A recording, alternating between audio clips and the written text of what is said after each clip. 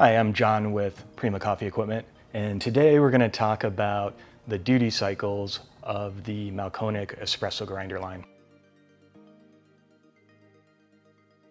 Why are duty cycles important? They help protect the longevity of the motor and the grinders. Exceeding the duty cycle or operating past recommended continuous use can lead to overheating that may damage internal components over time. Luckily, these grinders have some cooling features, and they also have an internal thermal limit that will trigger if the grinders surpass a healthy internal temperature. This will disconnect power to the grinder, and that power will be disconnected until the grinder again reaches a healthy operational temperature, and then the grinder will become operational once again. Another thing to consider is how the grinder operates when it reaches higher temperatures and why that's important. When you're using an espresso grinder, higher temperatures can affect the consistency of the grind. With the on-demand time grinders, it can affect the consistency of the dosing. Basically, heat may cause the grinder to go faster. Also, viscosities change in the oils and the coffees.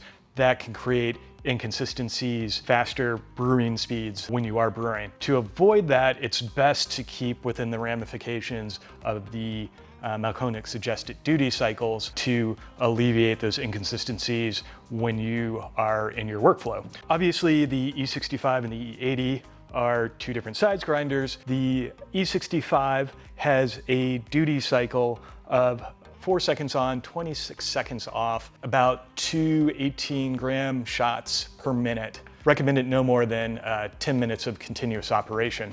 The E80 has a duty cycle of 3 seconds on, 3 seconds off, can do about 10 18-gram shots in a minute with 10 minutes of continuous operation. Also, the E65 is rated to about 66 pounds a day, and the E80 is rated to about 198 pounds per day. Again, as I mentioned, there are cooling features on these grinders that will help regulate that temperature. The E65S, being the most basic grinder, has what really is a simple plastic fan that rotates with the motor. And if you look on the bottom of the grinder, you can see vents where the air draws through.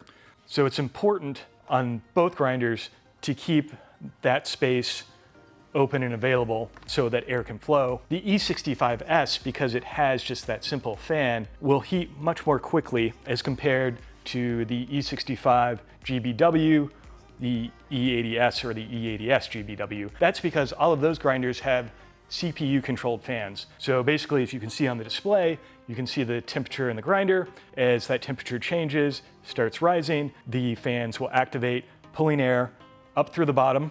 And on the E80, you also have a fan in the back, and so that circulation will pull up through the grinder and out. So it's important that you give the vents a little bit of space so that airflow is nice and consistent.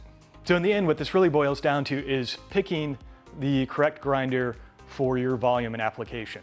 If you expect to exceed the amount of usage per day, the duty cycles, or the continuous usage for, say, the E65, then maybe it's better to consider the E80 for your medium to higher volume operations, not only to protect the lifespan of the motor, but also to prevent inconsistencies from happening while grinding. All right, I'm John with Prima Coffee, and that's our overview of the capacity and duty cycles of the Mahlkonig espresso grinders. Thanks for watching.